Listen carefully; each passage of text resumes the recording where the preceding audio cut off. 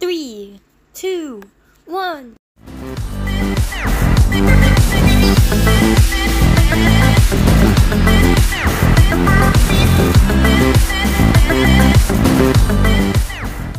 Hey guys, what's up? Today I'm going to be telling you guys the mysterious case of the Sodder Children and their disappearance, while also showing you the speed builder I did of my new Bloxburg cafe called Tarts&Tea. So I hope you guys enjoy, and let's get started. Before we get started though, could you guys maybe subscribe, because it took me a long time to make this and it took 12 hours actually of footage, not even counting the recording time. So it would be really helpful if you guys subscribed or left a like on the video.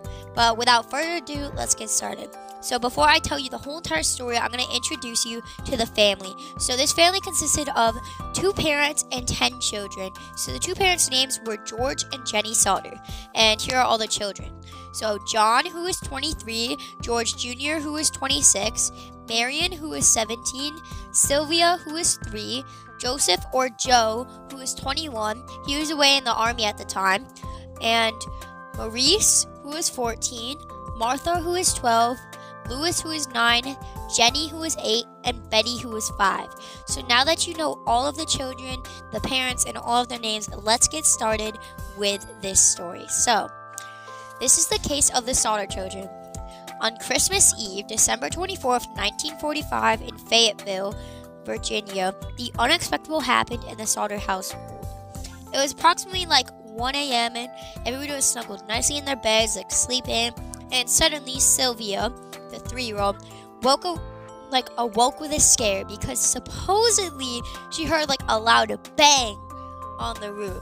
A while later, the house literally burst into flames, and only 4 out of the 9 children escaped. The ones who escaped were Sylvia, Marion, John, and George Jr. The parents, Jenny and George, also escaped, but there were actually 9 children in the house at the time, so 5 of them were missing. And you're probably thinking, oh, well, how is that a mystery? The house just burnt down, the other 5 died in the fire, nothing really mysterious about that. But I highly doubt it, because after all of the people got out, like everybody who was getting out got out, the father, George, tried to save the other 5 kids with everything he could, because he thought they were still upstairs. So first, he tried to break the window to get in, because the staircase was literally flaming, like it was blazing, and he couldn't get past it. And later in her life, Sylvia remembered her dad's hand just bleeding when she did that, and knew that it wasn't going to work. And when he realized that it wasn't going to work, he just did another way.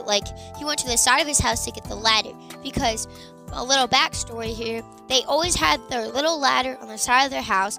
It always stayed there, and the only time it would move is if the dad would use it, or the parent, the mom would use it, or the kids would use it. They would all tell George that they used it, and that ladder had been there for a while, nobody had used it. It's always been in the same spot on the side of the house. So he tried to get the ladder from the side of the house, but he quickly realized it was gone. It wasn't there at all. None of the children said they were going to use it. Obviously, the mother hadn't used it, and just they didn't know where it was. But after the fire, they reported that the ladder was found in a nearby ditch. That's really strange, because who would throw the ladder in a ditch?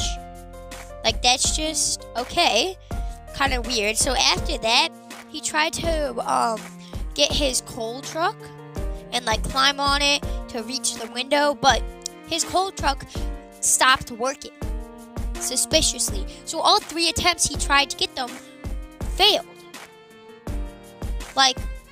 Nothing worked.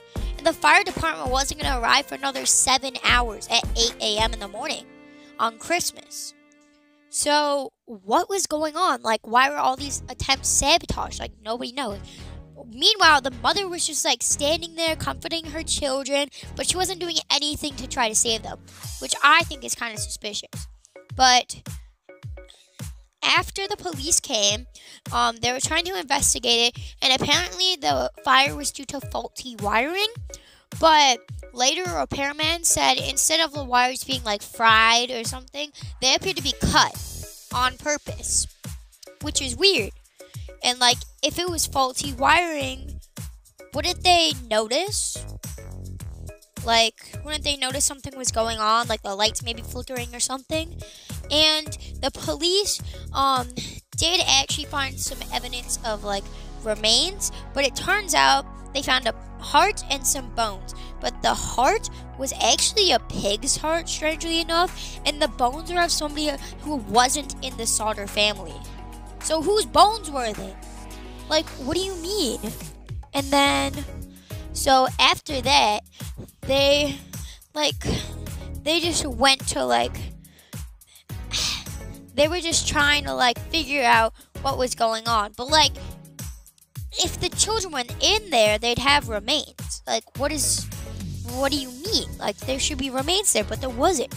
And like, there'd at least be some skeletons, because as we later find out, some appliances in the basement were still recognizable. So how could humans not be recognizable? Like, that doesn't make sense. And after the fire, Sylvia supposedly found a pineapple bomb. I think this is interesting because she heard a loud bang, and then seconds later, her whole house was on fire. So that bang could have been the pineapple bomb hitting her house and exploding. Just like that. And the court, they went to court for this, and the court just said, oh, it was faulty wiring, it was an accident, done. That was their case. But the Sodder family still wasn't believing that it was an accident or faulty wiring, so they hired a private investigator named Cece Tinsley. Now, Cece Tinsley only did a little bit of digging because there wasn't that much to find out, but she did actually find out that before the fire, George was being threatened by an insurance salesman because the salesman didn't like George's views on Mussolini. I probably said that wrong, sorry. But she also noted the insurance salesman was one of the people who ruled the fire an accident, which I think is kind of weird. You know, maybe there's like some motive there to rule it an accident, but I feel like that should be one of our suspects. And also, a little bit before the fire, there was a call to the Sodder house asking for somebody who was not in the residence, which will be a very important detail later, so we're going to come back to that.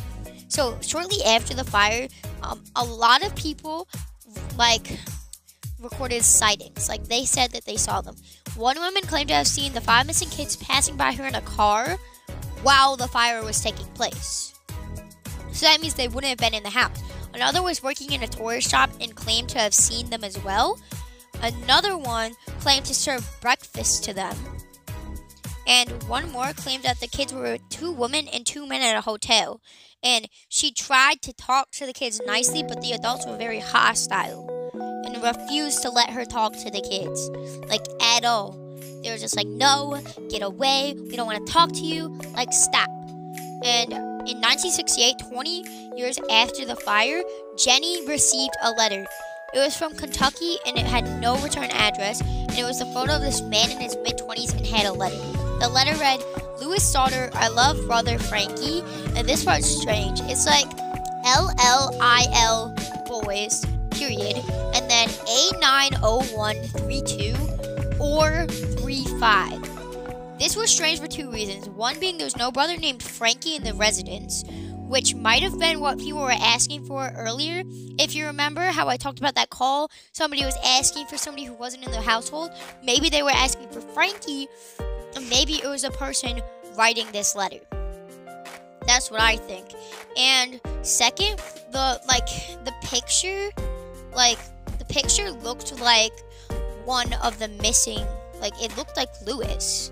And also, what do all these numbers mean? Could they be coordinates, a code? We don't know.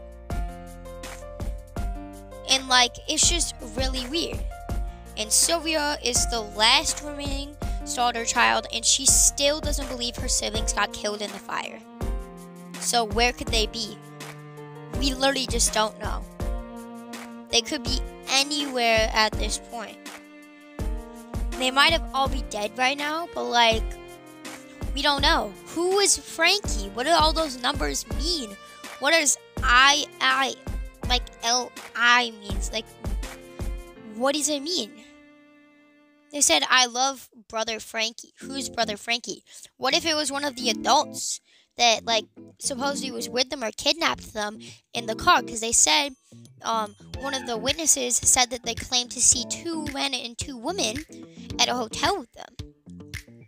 What if one of those people were named Frankie and they actually had a really older sibling named Frankie? Long lost sibling. Like, that could be plausible, but we just don't know.